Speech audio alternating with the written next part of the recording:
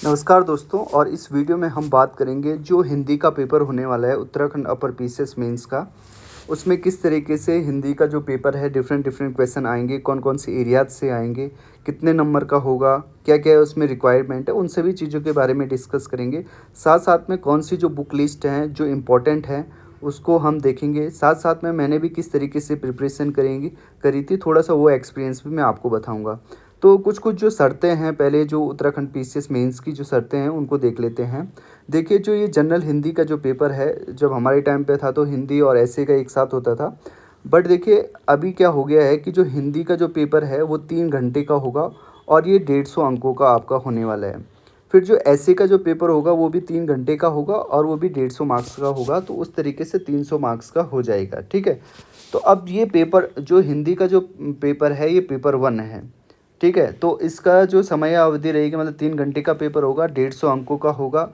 और इस तरीके से शब्द रचना ये इन सभी से डिस्कस करूँगा मैं। और देखिए, हिंदी के पेपर की जो सबसे अच्छी बात मुझे जो लगती है, इसमें साफ साफ लिखा रहता है कि जो ये शब्द रचना है कितने नंबर का आएगा, ये शब्द विवेक है कितने नंबर का आएगा। इससे हमें ये आइडिया मिल जाता है कि कौन से वाले सेक्शन को हमें ज़्यादा फोकस करना है, कौन से वाले सेक्शन को हमें कम कम फोकस करना है, किसको कितना टाइम देना है।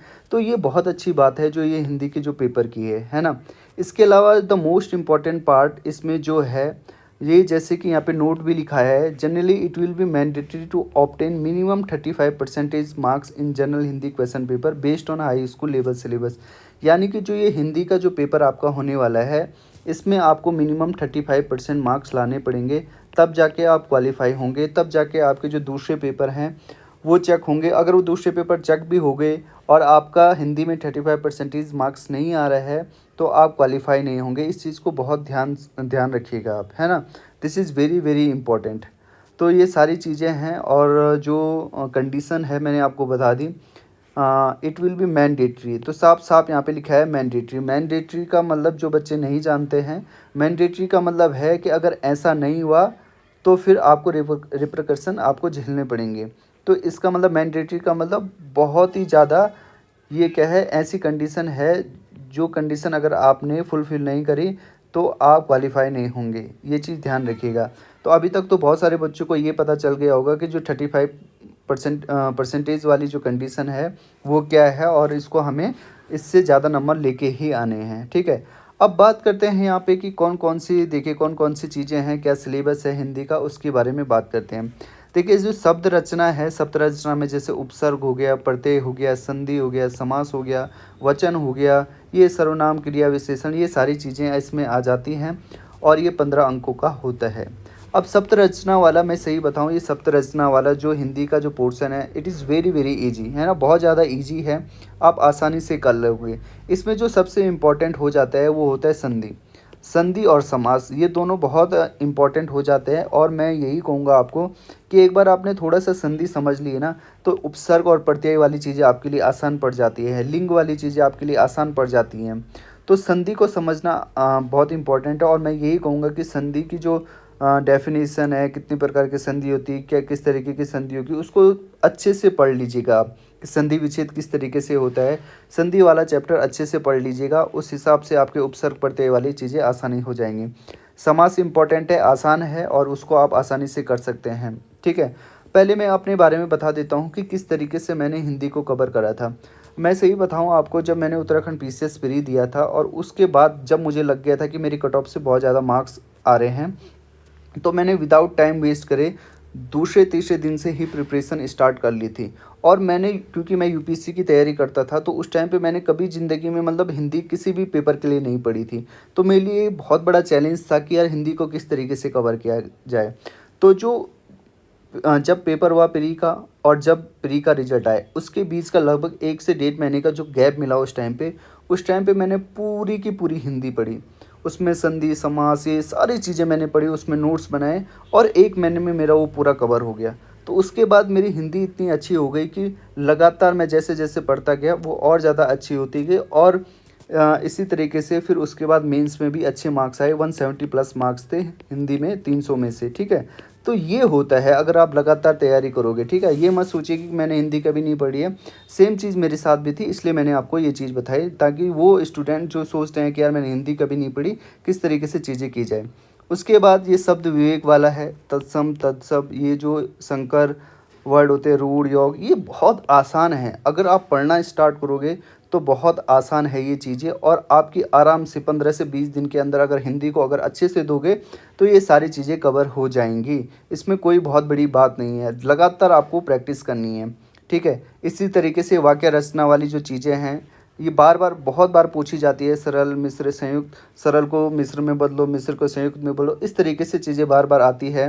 विराम चिन्ह, वाक्य शुद्धि, स्लोगन लेखन, ये सारी चीज़ें आती है, ये भी 15 मार्क्स की हैं। फिर उसके बाद मुहावरे एवं लोकोक्तियाँ हैं, ठीक है। ये PYQs में जैसे आर ओ का, यूपी के आर ओ, उत्तराखंड का आर ओ, इनमें पूछे जाते हैं मुहावरे एवं लोकोक्तियाँ, तो वहाँ से भी आप देख सकते हो। तो ये भी 10 मार्क्स का है।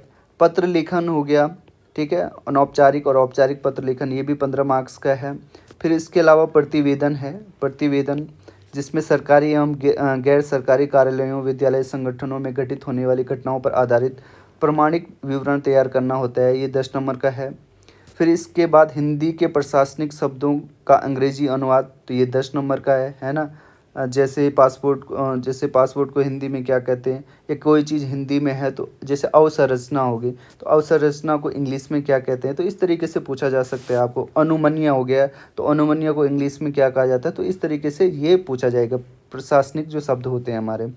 फिर 7वां है बोधन, अपठित अवतरण पर पूछे गए बोध प्रश्न, ये भी सिंपल रहता है, it is also of 15 marks. फिर उसके बाद सार लेखन जैसे प्रतिवेदन, भाषण, पत्र, ये सारी बहुत आसान चीज़ें होती हैं। एक दो बार आप चीज़ें देखोगे तो आसानी से कर लूँगे। ये अगेन 15 मार्क्स का है। ये पल्लवन है, ठीक है। पल्लवन भी 10 अंकों का है। क्या होता है पल्लवन वगैरह, इसके बारे में आपको थोड़ा सा डिटेल सर्च करना पड़ेगा, सारी चीज़ें आपको यहाँ पे नहीं बताई जा सकती हैं। इसमें नीचे लिखा भी है कि किस तरीके से चीज़ें होनी हैं। फिर ये 10वां और 11वां है, हिंदी अवतरण, हिंदी को अंग्रेजी में बदलना है, और फिर 11वां अंग्रेजी को हिंदी में बदलना है, ये भी 10-10 मार्क्स के हैं। तो इस तरीके से जो पूरा हिंदी का जो पेपर है वो डिवाइडेड है, और हर चीज़ के आगे नंबर लिखा हुआ है, तो ये बहुत अच्छी बात है, ठीक है। तो इस चीज़ को एक बार हिंदी का जो हमारे पास ये सिलेबस दिया गया है, इस सिलेबस को आप अच्छे से देख लीजिएगा, है ना। क्या क्या चीज़ें इंपॉर्टेंट है मैं आपको बता दूंगा। जैसे शब्द रचना में संधि और समास मैंने आपको कहा, उसके बाद ये सारी चीज़ें आपको आ जाएंगी। फिर शब्द विवेक में आपको ये सारे ही इंपॉर्टेंट है, और किस तरीके से पढ़ना है मैं वो भी बता दूंगा। मैं इंपॉर्टेंट है जैसे रूढ़, यौगिक, योग रूढ़ शब्द क्या होते हैं, भिन्नार्थक शब्द क्या होते हैं, ये तो रटने वाले हैं सारे के सारे, सही बताऊँ तो मैं। फिर इसके अलावा वाक्य रचना में ये इंपॉर्टेंट है, ये तीनों जो है सरल मिश्र वाले, है ना। फिर उसके बाद ये विराम चिन्ह भी इट इज़ वेरी इंपॉर्टेंट। वाक्य शुद्धि बहुत इंपॉर्टेंट है और बहुत आसान भी है ये चीज़, ये तो याद करने वाली चीज़ है। पत्र लेखन भी आपको एक बार देखना है, वहाँ से भी आपको पता चल जाएगा। और हिंदी, और ये तो और ही सरल है। पल्लवन को थोड़ा सा देख लीजिएगा आप, यहाँ पे पढ़ना पड़ सकता है आपको। सार लेखन, सारांश संक्षेपण, इट इज़ वेरी मतलब नॉर्मल चीज़ है, ये बहुत ज़्यादा है नहीं, ठीक है। और प्रतिवेदन भी हो गया, यहाँ पे सारी चीज़ें लिखी हुई हैं। तो कुल मिला के मैं सही बताऊँ तो जो हिंदी का जो सिलेबस है बहुत आसान सिलेबस है ना। अगर आप बार बार चीज़ों को पढ़ोगे तो बहुत आसान लगती हैं, और उसके बाद आपकी जैसे जैसे तैयारी होती रहेगी तो आप आसानी से जो ये 35% वाला जो क्राइटेरिया है उसको आराम से फुलफ़िल कर लोगे, है ना। अब देखिए पढ़ना कैसे है मैं आपको बताता हूँ। देखिए कुछ चीज़ें हिंदी में ऐसी होती हैं जो तो कुछ तो क्या होती हैं, कंसेप्ट बेसिस पे होती हैं। उन कंसेप्ट को आपको थोड़ा सा समय देना है, और फिर वो जैसे ही वो आपके कंसेप्ट बढ़ जाएंगे तो आसानी से आप चीज़ों को कर लोगे। तो ये संधि वाली चीज़ और समास वाली चीज़, संधि तो मुझे लगता है कि पूरे हिंदी में जो सबसे जो कॉन्सेप्चुअल चीज़ है वो संधि लगती है मुझे, है ना। एक बार आपने संधि कर ली तो ये सारी चीज़ें समास वगैरह वगैरह ये मतलब छोटी मोटी चीज़ें, इनको आराम से, हाँ, कृत्यवाच्य, क्रमवाच्य, भाववाच्य, ये भी आप कर लोगे जब संधि वाली चीज़ आपको आ जाए, क्योंकि इससे क्या होता है एक माइंड खुल जाता है हिंदी के लिए, है ना। फिर जैसे ये रूढ़ शब्द है, यौगिक है, योग रूढ़ है, ये तो क्या होता है धीरे धीरे आप पढ़ोगे तो उसके मुझे यही कंसेप्चुअल लगता है। उसके अलावा ये सारी चीज़ें है ना, उसके अलावा आप आसानी से कर लोगे। फिर थोड़ा सा ये जो थोड़ा सा कंसेप्चुअल है ये वाली चीज़, तो थोड़ा सा आप उस पर ध्यान दे सकते हैं। हाँ, अब देखोगे जो हिंदी की जो चीज़ें हैं ना, मोस्ट ऑफ द थिंग्स आपको ये लगेंगी जो रटने वाली टाइप की है। अब इनको किस तरीके से किया जाए, देखिए मैं अपने केस में क्या करता था, जैसे मुहावरे हो गए, कहाँ चला गया, चौथे नंबर पे मुहावरे हो गए। ये ऐसी चीज़ है कि इसको आपको क्या करना पड़ता है, डेली बेसिस पे पढ़ना पड़ता है। इसको आपको डेली बेसिस पे पढ़ना, क्योंकि मुहावरे क्या आज पढ़ोगे कल आप भूल जाओगे, फिर परसों पढ़ोगे फिर अगले दिन भूल जाओगे, इस तरीके की चीज़ें होती हैं। तो हिंदी के लिए मैं आपको यही कहूँगा कि जैसे मैं अपने केस में बताऊँ, तो मैं क्या करता था, हमेशा सुबह जो जैसे ही सुबह उठ जाता था तो जैसे 10 मुहावरे देख लिए, 10 से 20 मुहावरे देख लिए 10 मिनट के अंदर। फिर तत्सम तद्भव देशज विदेशज संकर वर्ग देख लिए 10 मिनट के लिए, ठीक है। उसी तरीके से ये उपसर्ग प्रत्यय देख लिए 10 मिनट के लिए। तो इस तरीके से 10-10 मिनट जो ये रटने वाली चीज़ें हैं उनको 1-1.5 घंटा दे दिया। और डेली बेसिस पे जब हम देते रहते हैं तो चीज़ें ऑटोमेटिकली हमारे दिमाग में घुस जाती हैं। और जैसे जैसे हमारे दिमाग में चीज़ें घुस जाती है तो हमारा एक क्या होता है, कॉन्फिडेंस बिल्टअप भी हो जाते हैं। तो मैं यही कहूँगा कि हिंदी को हमेशा आपको डेली पढ़ना है। और डेली पढ़ने से क्या होगा, जो रटने वाली चीज़ें हैं वो ऑटोमेटिक माइंड में बैठ जाएंगी। और फिर आपको बाद में कभी भी क्या नहीं होगा, कठिनाई महसूस नहीं होगी। ये चीज़ ज़रूर ध्यान में रखिएगा, बहुत इंपॉर्टेंट बात बता रहा हूँ मैं। जैसे 1 घंटा आपने एक बार बेसिक तैयार करने के बाद की बात कर रहा हूँ, ये चीज़ें करनी है।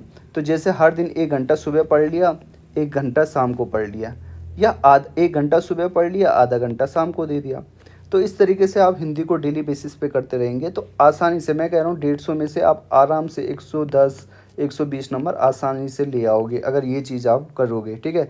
अब बहुत सारे बच्चे पूछ रहे थे सर बुक लिस्ट क्या है।